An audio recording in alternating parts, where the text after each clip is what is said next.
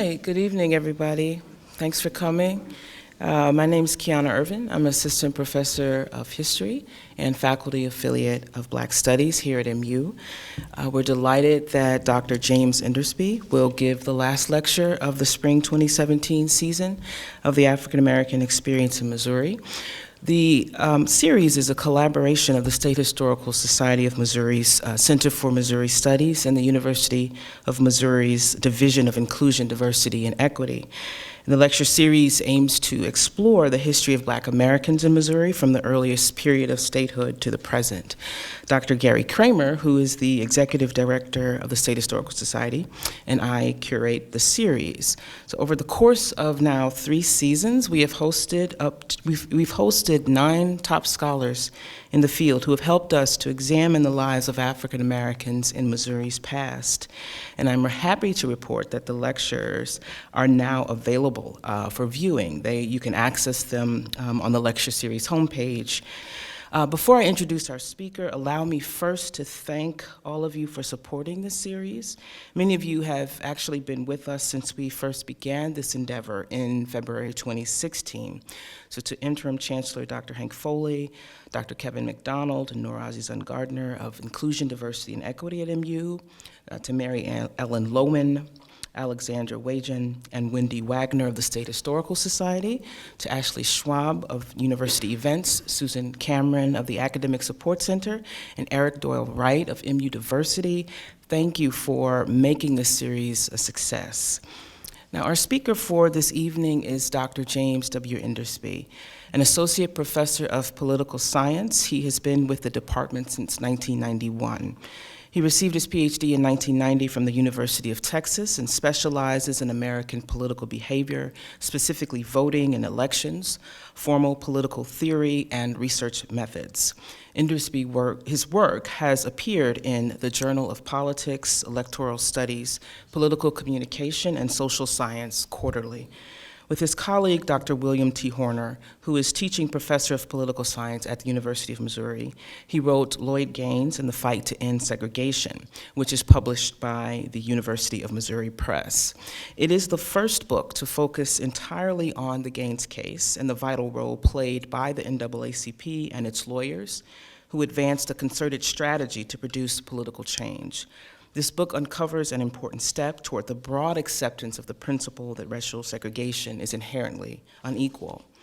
The inaugural volume in the series, Studies in Constitutional Democracy, sponsored by the Kinder Institute on Constitutional Democracy, the book, according to one reviewer, makes a significant contribution to the literature examining a largely unknown but critically important phase of the civil rights movement. Please note, finally, that Dr. Endersby will sign copies of his book after our question and answer period. Let's welcome him.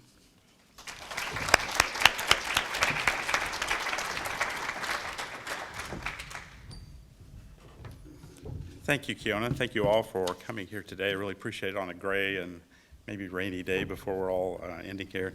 So thank you all for being here. I'd like to thank the folks at the State Historical Society of Missouri and the Center for Missouri Studies and the Mizzou Division on Inclusivity, Diversity, and Equity for the opportunity to visit with you here today.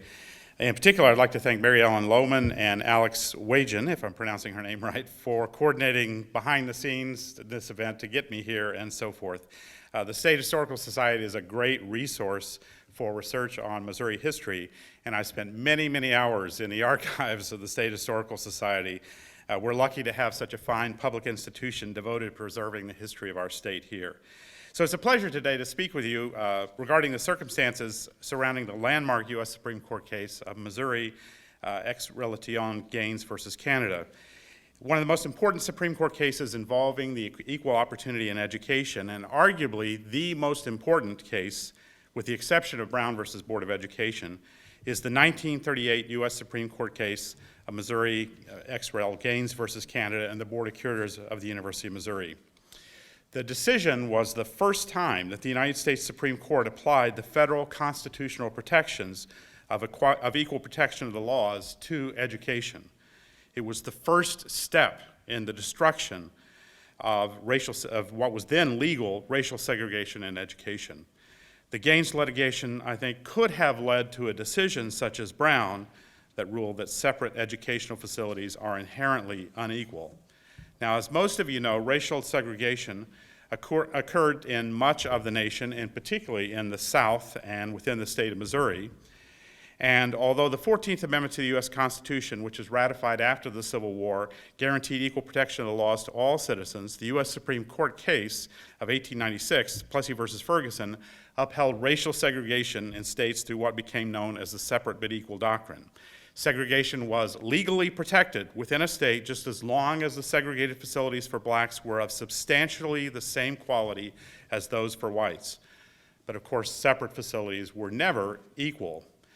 Within the state of Missouri, separate educational facilities were provided for white and black students, and segregated facilities went all the way from primary education up to institutions of higher learning. Founded in 1909, the NAACP was dedicated to pursuing civil rights for black Americans. The executive director of the NAACP, Walter White, who's shown here on the far left, and then next to him is Charles Houston, Walter White embarked on a number of efforts to improve the status of African Americans, including congressional lobbying on behalf of an anti-lynching law. In the organization, Roy Wilkins led the public relations activity of the NAACP. He was the editor of The Crisis, the in-house magazine, and he coordinated information for numerous black newspapers across the country. The black press served as an important and vocal supporter of NAACP legal activity. Although raised in Minnesota, Wilkins was born in St. Louis and worked at The Call, the influential black newspaper in Kansas City founded by Chester Franklin, so he had a lot of Missouri ties. In the 1920s, the NAACP received a grant from the Garland Fund, the American Fund for Public Service, allowing the organization to pursue a legal agenda to promote civil rights. One of its early legal strategists, a white Northeastern lawyer named Nathan Margold, prepared a comprehensive plan for overcoming the doctrine of separate but equal and eliminating racial segregation in the United States. The Margold report offered plans for overcoming segregation in many aspects of American life, including access to various public facilities and in primary and secondary education. While the report mentions higher education, it was not a priority for Margold. The NAACP suffered almost perpetually from financial difficulties, and it was clear when the Margold report was published that the organization did not have the resources, the funds, to pursue such a wide legal agenda. In the early 1930s, a brilliant legal mind took over as leader of the NAACP's litigation efforts. Charles Hamilton Houston, pictured here standing up, who would later become known as the man who killed Jim Crow. Houston was a graduate of Harvard Law School, where he served as the first black member of the Law Review. This is long before our previous president. He was the very first. He went on to be both a professor and dean at the Howard University School of Law. Houston's ideas were similar to Margold's, but Houston was particularly interested in pursuing desegregation of higher education. There were many reasons for this. The belief that the climate would be more liberal and accepting in the world of higher education, the belief that the general population would simply be less interested and then therefore less threatened by desegregation in higher education, and the belief that higher education would lead to better paying jobs, which in turn would lead to more opportunities for black Americans. And I think it's also the case that Houston was particularly interested in law, professional education, going to law school, because I think, he doesn't write about this, but I think he also thinks that judges are going to be more receptive to this. An African-American student who wants to go into law comes before a judge, and a judge is going to think that's a good career choice, is going into the law. All state universities, all public universities, state-affiliated universities within Missouri were for white students only, with the exception of the poorly funded Lincoln University in Jefferson City, which was open to black students only. Black Missourians had no opportunities for graduate and professional education within the state of Missouri. None. Nothing was available in the state of Missouri. Missouri, we should note, was an innovator in the area of racial segregation. Often, good intentions led to the perpetuation of racial segregation. For instance, the Lincoln Institute was established through contributions from the 62nd and 65th Colored Infantry from the Civil War as a means to provide education for black college students. The state of Missouri later took over the institute, renamed it Lincoln University, and made it the state's only college for black students. Just as an aside, Harris Stowe is also known as an HBC in Missouri, but Stowe College, which at that time was the black part of what would become Harris Stowe, was a college for the city of St. Louis. So it was for education for teachers only in the city of St. Louis. It wasn't a state university. State legislation sponsored by Representative Walthall Moore, the first African-American legislator, often black students tuition scholarship to attend schools out of state for programs offered in white-only institutions but unavailable for black students in Missouri. The out-of-state tuition scholarship program provided black citizens with an opportunity for graduate and professional education while at the same time allowing state colleges to remain white-only. Of course, the state never adequately funded or administered the out-of-state tuition program. Charles Houston argued that out-of-state scholarships made for a stronger legal argument that separate but equal was violated, as states like Missouri, with out-of-state tuition scholarships, operated as separate and nothing for blacks. So the argument could be made much better. Litigation would be less complicated than in comparing the relative quality of black and white institutions within the state. An early effort by the NAACP, led by Charles Houston and a student from Howard, one of his students from Howard, Thurgood Marshall, who is standing here, was a 1935 case involving the University of Maryland. A lawsuit was filed on behalf of Donald Gaines Murray, and the Gaines is coincidence, there's no relation between the two. The suit was for Donald Gaines Murray against the university's law school in the case of Murray versus Pearson. Like Missouri, Maryland offered black students financial assistance to attend school out of state.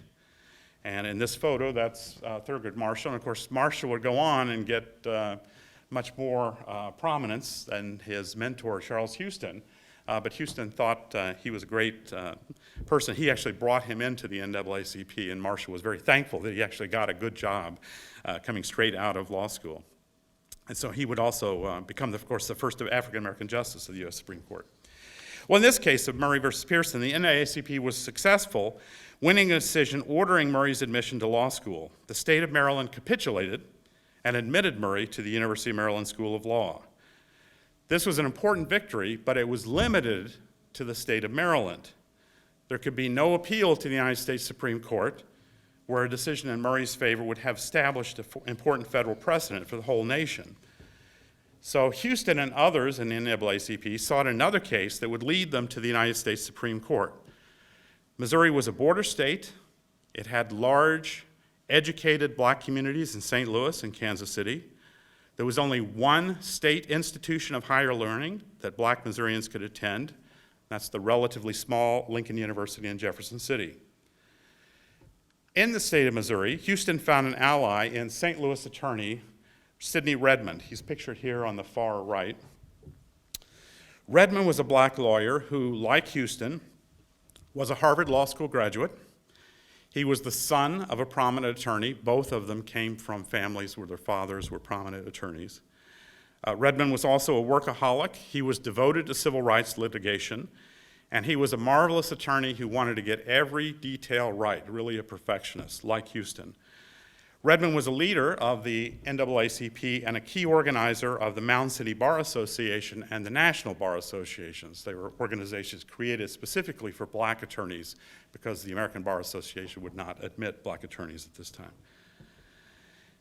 Redmond's law partner, Henry Espy, who also led the St. Louis NAACP, worked with Redmond in the efforts to investigate and later to litigate against the University of Missouri.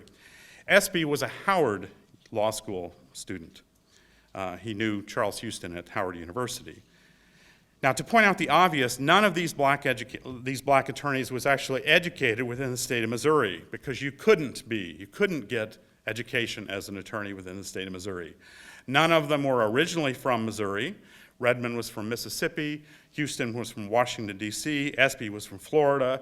Redmond and Espy and the other attorneys had moved to and practiced in the city of St. Louis. So Redmond accepted the job of investigating the University of Missouri and began an effort to find a client to file a lawsuit, a test case, against the University of Missouri. He was very careful to try to avoid the perception that he was soliciting clients, which was something that the University of Missouri accused him of throughout this entire process. And according to Redmond, the university was seeking to get him disbarred for seeking a client, a little different than the current day. Redmond had descended from this prominent family in Mississippi, and there were a series of controversies with his father and with him. His father was disbarred for a while and came back, and Redmond was also going to either be disbarred or perhaps even sent to jail, and one of the conditions was, we'll leave you and your father alone if you just leave the state. So Redmond originally went to Illinois and then moved to St. Louis. So they're seeking a client. Lloyd Gaines was a graduate of Vashon High School in St. Louis and of Lincoln University. He graduated from Lincoln with honors in 1935 and was the senior class president. Gaines wanted to go to law school, and along with several other prospective clients, he sought the help of the NAACP in making a case to attend the University of Missouri's law school. On the advice of some of his teachers, Lloyd Gaines sought out Sidney Redmond in St. Louis and had a meeting with the attorney. With Redmond's recommendations, Gaines requested a catalog and an application from the University of Missouri registrar, Silas Woodson, Canada. Gaines was a strong candidate academically, and if he were rejected by the University of Missouri, it could be argued that he was rejected on account of ethnicity or race and nothing else. So Gaines' application was received by the University of Missouri. So far, so good. However, and this is this is Middlebush. However, when the university received his transcript from Lincoln University, a school for blacks only, the registrar's office knew that he was black. And this is how segregation was started. Somehow I've lost Cy Canada there. But this is how segregation was in higher education was enforced. An applicant from a black high school or a black college, such as Lincoln University, would be identified at that point. And miraculously, a student from a black high school or from Lincoln University wouldn't meet the eligibility requirements, so they simply wouldn't be admitted.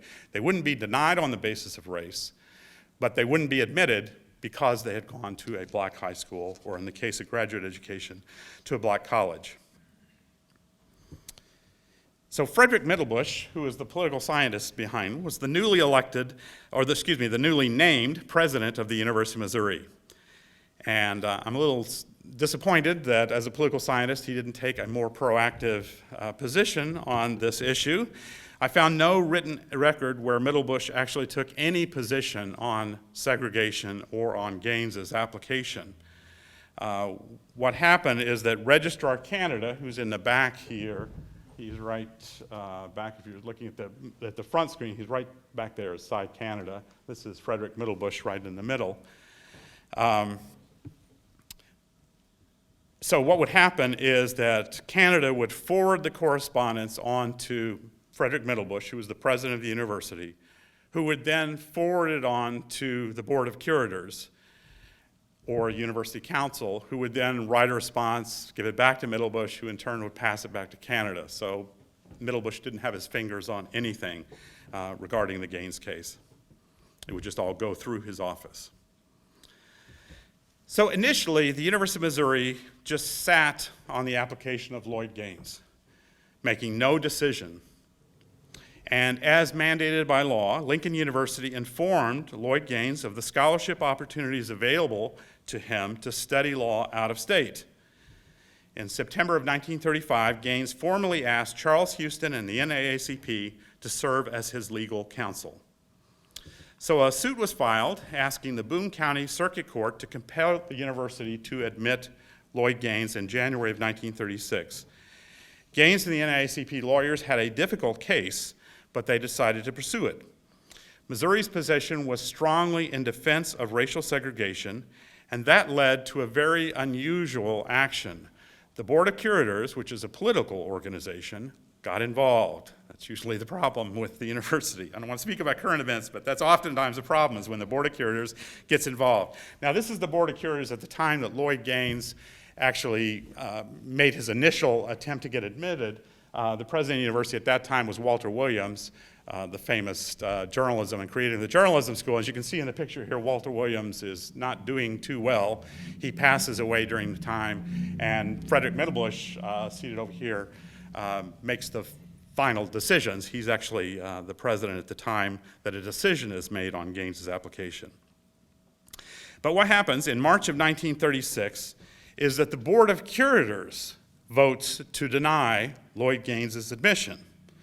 The University of Missouri Board of Curators specifically passed a motion, and I'm reading it, "Be it resolved that the application of said Lloyd L. Gaines be and is hereby is rejected and denied, and the registrar and committee on entrance should be instructed accordingly." The NAACP attorneys were delighted.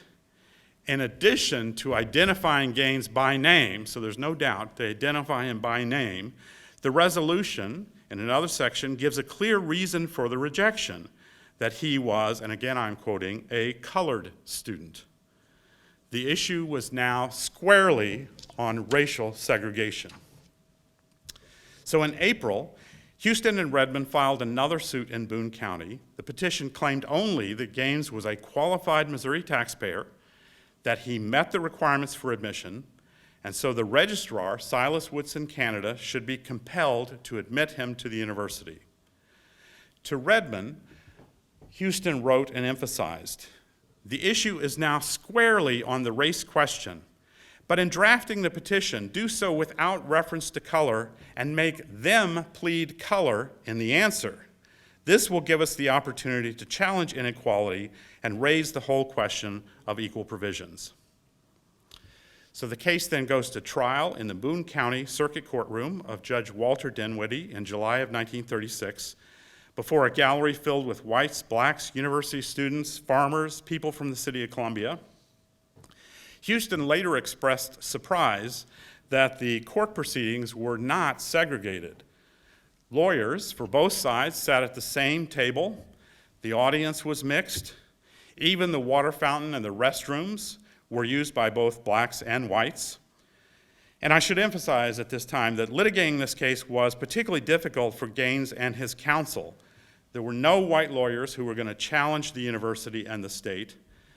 And Redmond and the law offices were in St. Louis. Traveling from St. Louis to Columbia was difficult. This is the 1930s, the mid-1930s.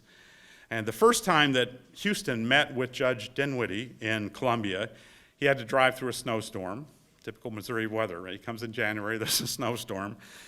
For the circuit court trial that I'm talking about here now, there was a heat wave and it hit 105 degrees and it was outside. Inside a crowded courtroom, it was probably a lot hotter than that. So it's typical Missouri weather that Houston was confronting in addition to all this. In addition, there was no place for a black visitor to spend the night in Columbia. You really couldn't expect Harvard-educated attorneys to sleep on a dirt floor or in Sharp End.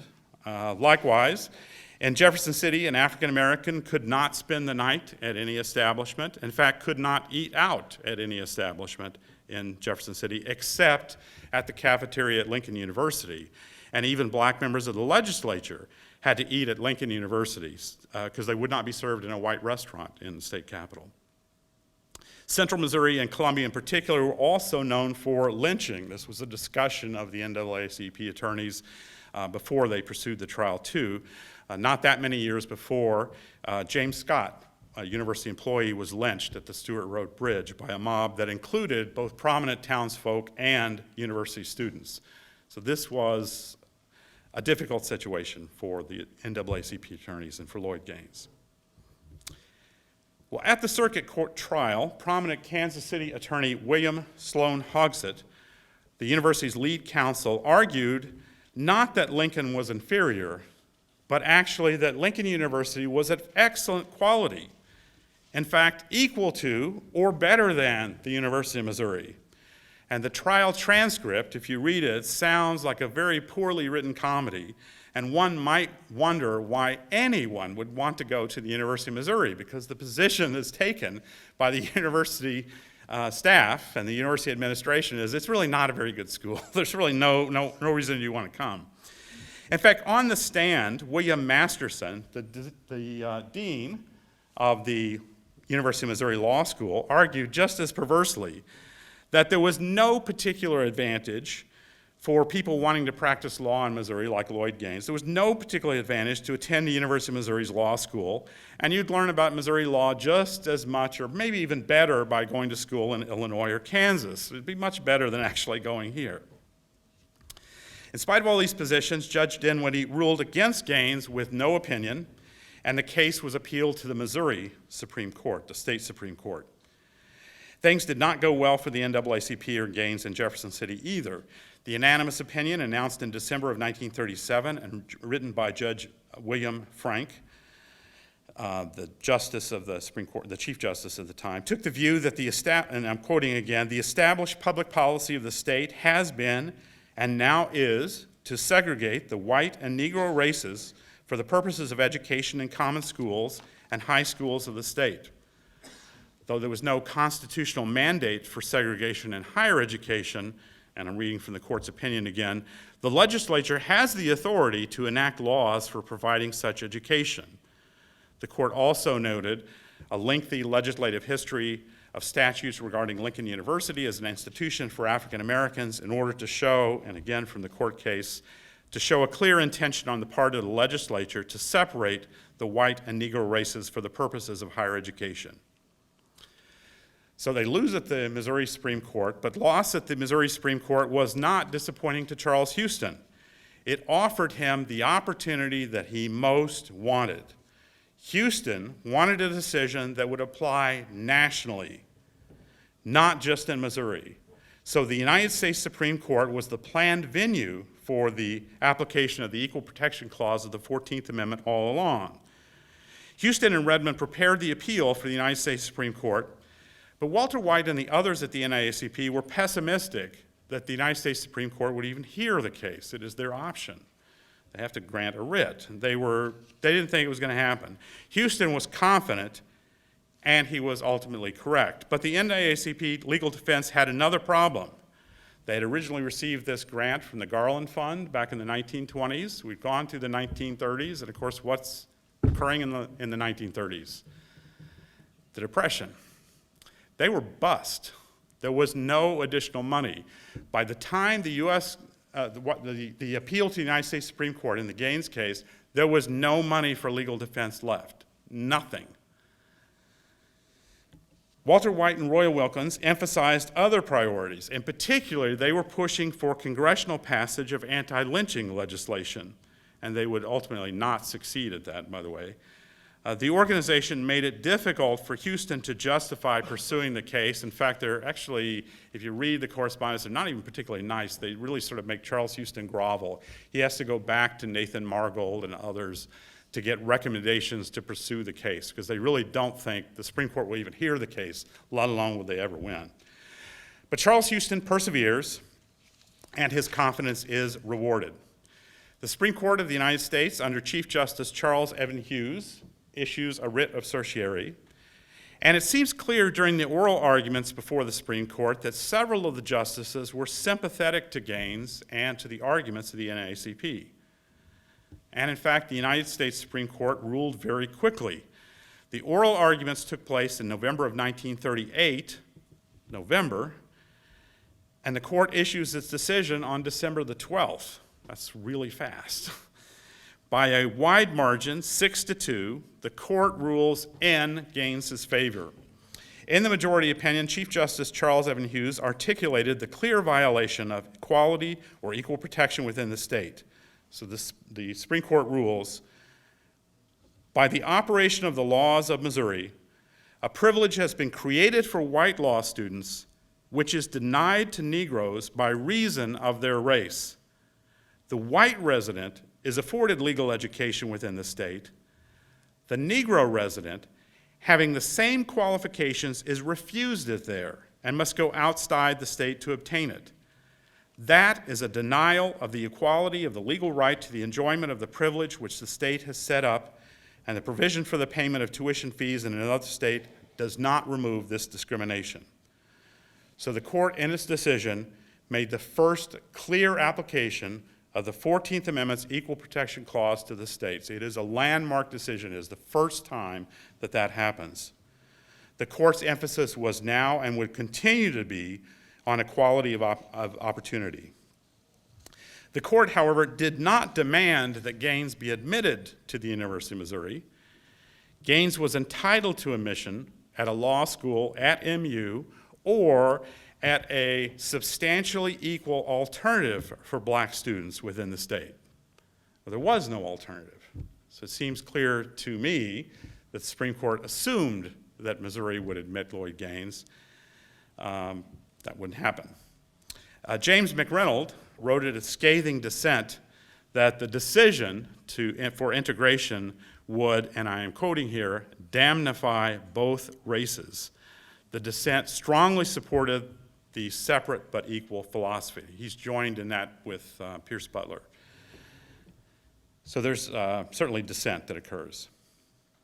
Although the Supreme Court makes its decision, it was unclear what Lloyd Gaines should actually do. The Supreme Court decision was 3.5 years after Gaines first applies for admission to Missouri Law School. Gaines seems no closer to a law degree now than at the time of his application. Being a civil rights hero does not pay the bills. He finagled an anonymous loan through the NAACP in order to attend graduate school in economics at the University of Michigan. And then after that, Gaines worked a series of odd jobs in St. Louis, including pumping gas. He remained, however, a recognized figure in the black community. Following the Supreme Court decision, Gaines gave speeches to large audiences. There were over 1,000 people, 1,000 spectators in the YMCA in St. Louis. He went to Kansas City, and at the Centennial Church on Woodland Avenue in Kansas City, he spoke to another crowd that exceeded 1,000 folks. And so he also gave speeches in other communities. He was prominent. People knew who he was. After his visit to Kansas City, he boarded a train for Chicago at Union Station with the hope of finding employment in Chicago. In March of 1939, about 3 months after the United States Supreme Court decision, Gaines mails a long letter to his mother. In the letter to his mother, Gaines wrote that he had traveled to Chicago hoping to find it possible to make my own way. He explains that his conscience prevents him from continuing to work in St. Louis. He feels that his fame is being used to rip people off by selling gas, selling regular gas at ethanol prices and ethyl prices and so forth. But he has difficulty finding another job in Chicago. And then Gaines writes to his mother about his role in the landmark court decision. And this is worth reading to you, I think. So Lloyd Gaines writes to his mother, "As for my publicity relative to the university case, I have found that my race likes to applaud, shake hands, pat me on the back, and say how great and noble is the idea, how historical and socially important the case. But," and there it ends. "Off and out of the confines of the publicity columns, I am just a man, not one who has fought and sacrificed to make the case possible, one who is still fighting and sacrificing, almost the supreme sacrifice, to see that it is a complete and lasting success for 13 million Negroes. No, just another man. Sometimes I wish I were just a plain, ordinary man whose name no one recognized." And Gaines closes the letter to his mother this way: "Should I forget to write for a time, don't worry about it. I can look after myself okay. As ever, Lloyd." Meanwhile, the state of Missouri prepares its own response to the United States Supreme Court decision. Rather than integrating the student body at the University of Missouri, the state sought an alternative to meet the conditions set by the Supreme Court. Through the introduction and passage of the John Taylor Bill, this is John Taylor here, a representative in the State House, the state gave Lincoln University the authority to create new graduate and professional programs on demand. Thus, a new black-only law school could be organized as an extension of Lincoln University immediately. The Taylor Bill was signed into law in May of 1939. It's just 5 months after the decision, right? Signed into law in May of 1939, and the state expected the Lincoln Board of Curators to have a new black law school up and running in time for Gaines to enroll in September. And sometimes the state bureaucracy can move quickly. There was no time to construct a new building or to find sufficient room on the Jefferson City campus, so the Lincoln Law School took over the large vacant Poro Building in St. Louis. The Poro Building was available since the beauty products empire entrepreneur Annie Malone moved her business coincidentally to Chicago. Annie Malone was quite a successful entrepreneur. Poro was a huge product line at the time. In fact, it did more than just sell beauty products to African American women, but it trained all kinds of things about how to become a better woman, how to improve yourself, and so forth. One of her employees was Madam C.J. Walker, who took over part of the business and became even more successful after Annie Malone. So here's the building. Now a new library is acquired from donations, and a new black faculty was hired. The dean of the Lincoln Law School, much to Charles Houston's disgust, was William Taylor, who was his own replacement as dean at Howard University, at the Howard University Law School.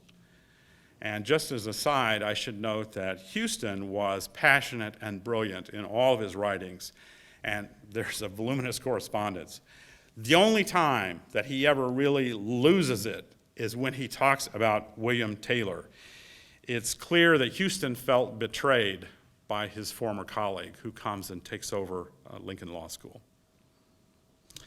The new Lincoln faculty were, in addition to Taylor, the new Lincoln faculty were recent graduates of Howard Law School, students that had worked with Houston.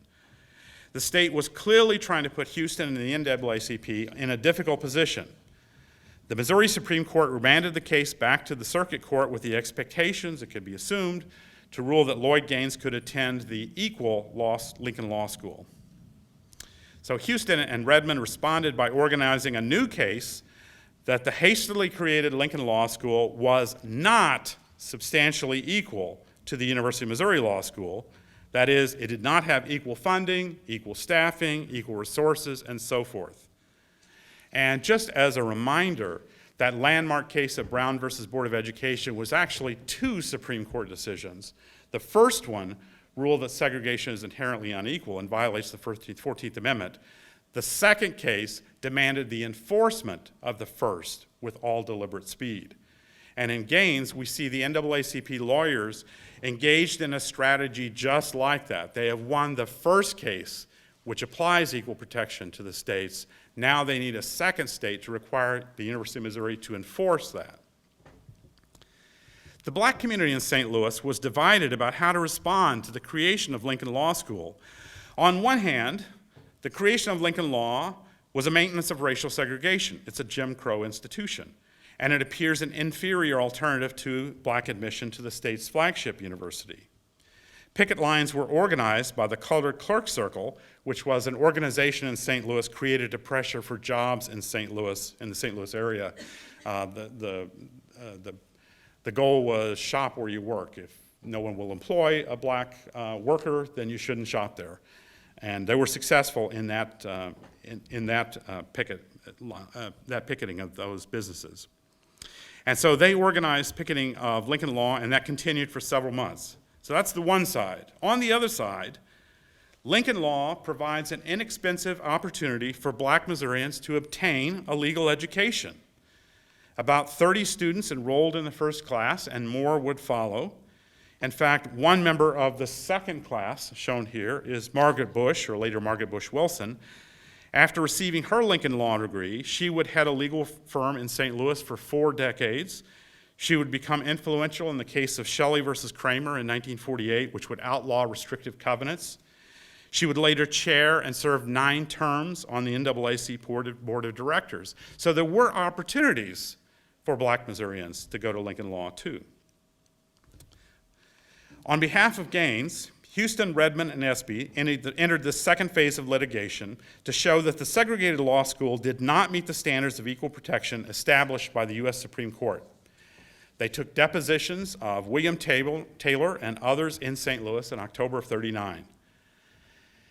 After the hearing, where the depositions were taken, William Hogsett and the university attorneys expressed the desire to depose or to question Lloyd Gaines again, noting that he wasn't present at this hearing. And of course, Gaines had left the state, first to Michigan, then to Chicago. So the university council wanted to know whether Gaines was truly a Missouri resident and whether he really wanted to attend law school at MU after all. So first, does he have standing and does he really want to pursue this case? We want to question him. Over 4 years had now passed since Lloyd Gaines' original application. And so Houston and Redmond say, we'll contact our client and get back to you. Well, remember the Lloyd Gaines letter to his mother in March of 1939?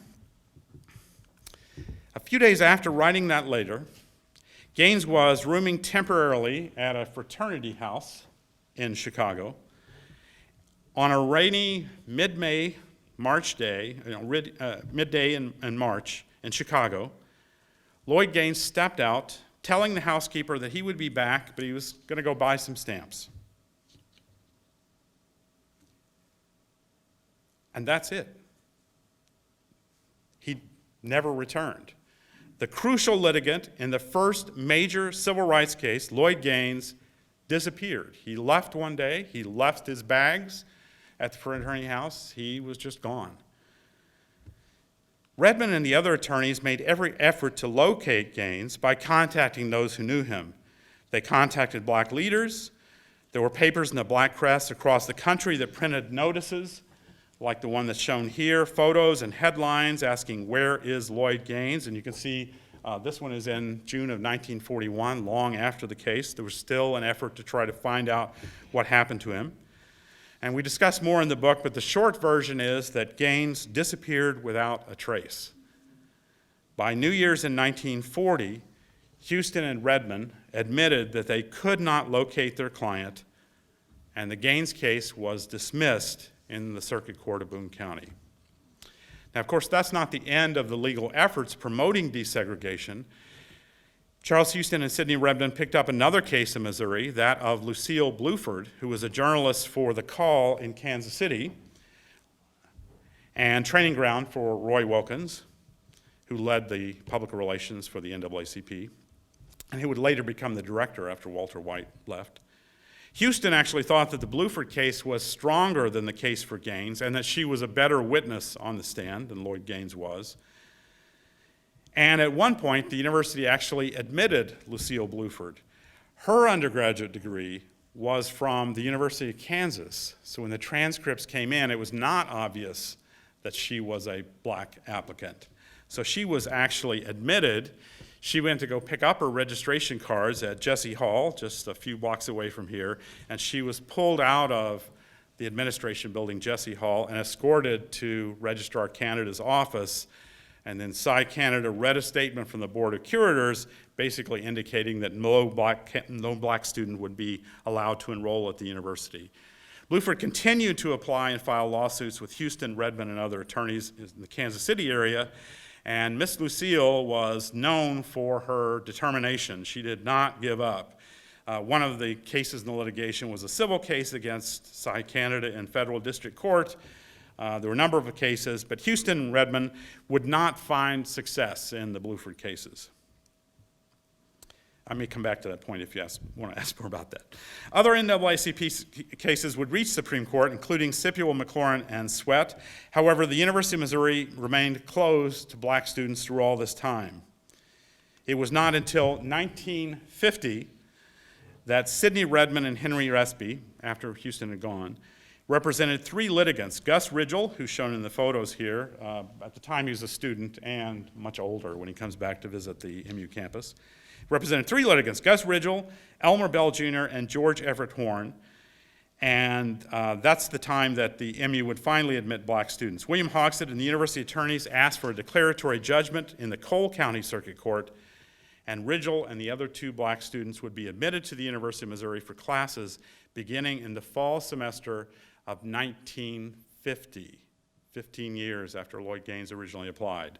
Mizzou and then Rolla, which was then a branch of the University of Missouri, were now integrated. So the Gaines case touches many lives, and it continues to do so. In recent events throughout the country, and in recent events even at the University of Missouri, echoes from the Gaines case continue to reverberate. And with that, I think I'll end and open up for questions. Thank you very much.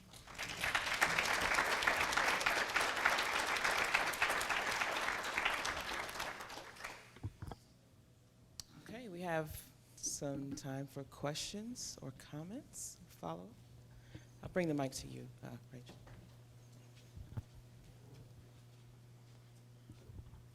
So you really found no word at all from Middlebush? Because I remember many years ago when I started working as a librarian at Mizzou, being over at the archives and looking at some of the files of that case, and I thought I saw a letter maybe from, but it's been a long time, but I thought I saw a letter from Middlebush kind of saying the people of Missouri are not ready for this, blah, blah, blah. No, he's always quoting University Council or the board, and when he receives the things, he writes a little note to Canada that says, please forward this to William Hogsett.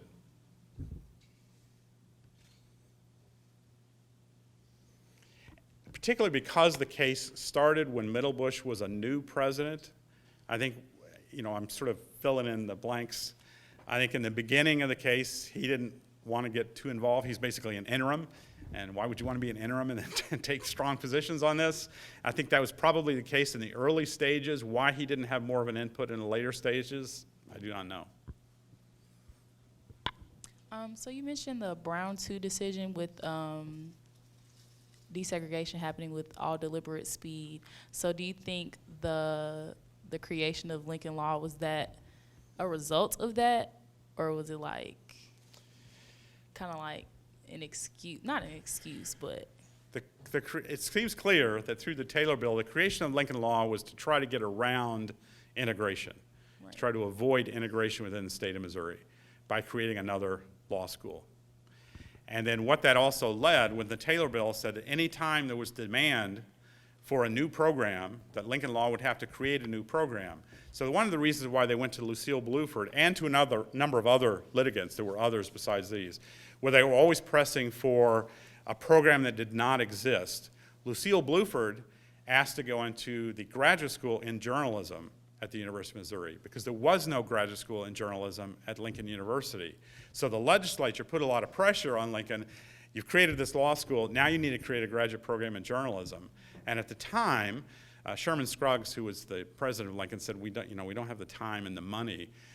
Ultimately, what happened was the graduate program at the University of Missouri was closed down to avoid admitting Lucille Bluford until a Lincoln University graduate journalism program was created. And at that point, they came back up. Now, the official explanation was, was at the time, it was during World War II. There weren't as many applicants, so we're just going to close down the program temporarily. But it coincides exactly with when Lucille Bluford was pressing for this. Rather than have her admitted to the University of Missouri, we'll close down the program for a while. When journalism at a graduate program in journalism at Lincoln is created, then we open the University of Missouri back up too. So these were ways to simply avoid bringing African American students to the University of Missouri.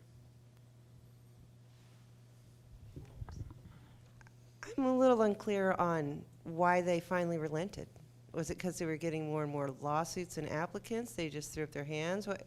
What made them finally let those last guys in? Oh, in 1950? Yeah. I think they saw the writing on the wall. It was just too expensive, and that was the strategy of Sidney Redmond and the others, was Gus Rijal wanted to enter a graduate program in economics. So you had to create a graduate program in economics. The other two wanted to get into engineering in Rolla. So you were going to have to create a graduate program in engineering at Lincoln University. So that was Charles Houston's strategy all along, is make them pay. And the University of Missouri and the state, as well as the other states across the country, would realize segregation is just too expensive. It does not justify this expense. It costs too much to provide equal facilities for black and white. At the end of the day, they're going to say it's easier and cost-effective just to integrate. And that was Charles Houston's strategy all along, and it proved correct in the long run. Hi, we enjoyed your presentation. The U.S. Supreme Court then accepts this case on a writ of certiorari. That's correct. Which means it's optional. It's their choice. Do you have any thoughts as to why they accepted this case at this time instead of an antitrust case or some other case? I think it's clear from the case and a lot of the reaction of the Supreme Court justices is that the time that Charles Evan Hughes was Chief Justice was really a time of transition. And the Supreme Court thought this is a time for change. This was the time to apply the 14th Amendment, and I think that's why they had taken on the case. This gets all involved in political history at the time. There were the four horsemen who were opposed to FDR and the New Deal and all that. Two of them had left. McReynolds and Butler were the two that remained. So the court is transitioning into something which is more like FDR's vision of the future.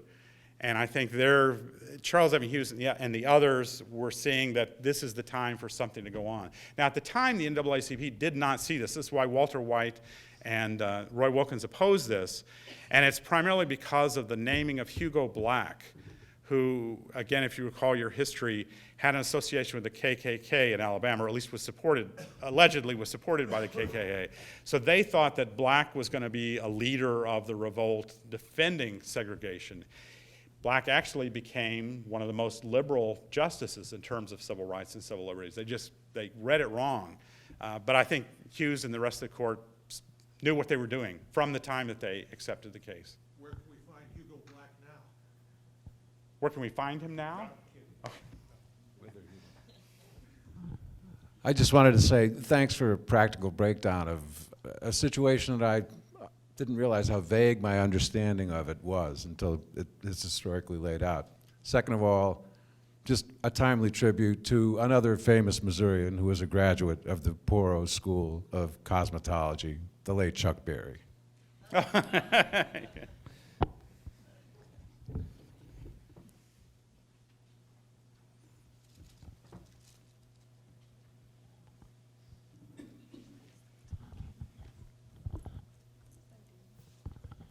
Hi, Dr. Endersby.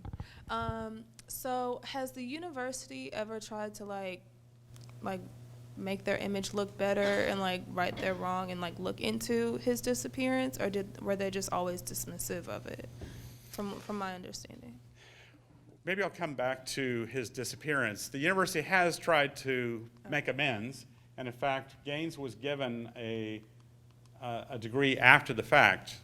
He's probably there's no way that he's alive because he would be over 100 now. Right. But his family came and accepted an honorary degree on his behalf, and he was admitted to the bar by the Missouri Bar Association. So if he were alive today, he could practice law within the state of Missouri. There has been some attempt to sort of justify the wrongs of the past through the university's actions. To my knowledge, the university never really made an effort to what happened to Lloyd Gaines. I'm surprised nobody's asked what happened to him yet. So I'll just leave it there unless somebody else wants to ask. What happened to him? That is an excellent question. What happened to Lloyd Gaines? It is one of those great historical mysteries. And I think secretly, Bill and I, when we wrote this book, hopes that somebody knows and somebody's going to tell. The most likely scenario, and the one we discuss in the book, is the one I think there's the strongest support for. Most people, when they hear that Lloyd Gaines disappeared, they assume that there was some sort of foul play and that he was probably murdered. There's never been any evidence of a crime. That doesn't mean it didn't happen, but there's no evidence of a crime. What the NAACP believed after the case, after he disappeared, they believed that Lloyd Gaines accepted a large amount of money to leave. And in fact, there is some circumstantial evidence that Lloyd Gaines may have gone to Mexico City Lorenzo Green, who is a historian at Lincoln University, a very reliable guy. And there's variations in this account, but basically Lorenzo Green claimed that he had some evidence that Gaines was in fact in Mexico City. And in fact, that was sort of the belief, if I've got the, somewhere there, that was even published in the black press. This is in 1940 from the Chicago Defender. There were rumors that Gaines was living in Mexico City, sort of living the good life. But it was never actually confirmed. Although a lot of people would say these kind of things, you know, there was no strong confirmation of that. So that's the most likely scenario of what happened to Lloyd Gaines. Do you think because he wasn't like in St. Louis or in Columbia that maybe nobody really knew who he was, do you think? He was very well known at the time, and not in this paper, but in some of the other papers. His picture was in the black press a lot. People recognized him. When he went to the University of Michigan there for a while, other people knew who he was. Heman Sweat, who was the plaintiff in Sweat versus Painter, which is one of the cases against the University of Texas, he also went to the University of Michigan, and they knew each other. They lived around the corner from one another. Sweat did not like Lloyd Gaines, by the way. He thought he was a real jerk. So, another part, sorry. Do you think? Go ahead. Do you think because he was very do you think because he was very well known that like if there was foul play, then that could have been a factor in his disappearance? It's certainly possible that because he was prominent that it was covered up better. But you know, these things come out. I mean, a lot of these civil rights cases, as we're finding even within the last few months, people just can't keep a secret. And so ultimately somebody is going to say, yeah, I was that, or I knew something, and there's just simply been none of that evidence. Now the FBI, you know, the FBI released a lot of the cold cases involving the civil rights cases. There isn't a case about Lloyd Gaines. There's no body, there's no evidence, there's no testimony that anything happened. So the FBI never opened a case on what happened to Lloyd Gaines. His family did not report him missing. Gaines was the kind of guy, the independent guy who would just disappear for long periods of time, and his family wouldn't know where he was. There was a point sort of in the middle of the case that his family was convinced that he had been kidnapped, that Lloyd Gaines was kidnapped. But then he said, no, I'm right here, I'm fine. So the family did not report him missing. Well, that'll do it for the evening. Can we thank Dr. Oh, one more? One Really more. quickly? One more. Yeah, really quickly. Sorry. Who did the NAACP theorize paid him off? Did they name any particular groups or people? It's never written down that I could find. There is one sort of oblique reference to it as a white newspaper publisher in Missouri that paid him $10,000. This would be in the 1930s, 1939. It's a lot of money in 1939. There's one sort of vague reference to this, but no. Okay. All right. Now, yes? Okay. Thank you, Dr. Endersby. Thank you all. Yeah. Appreciate it.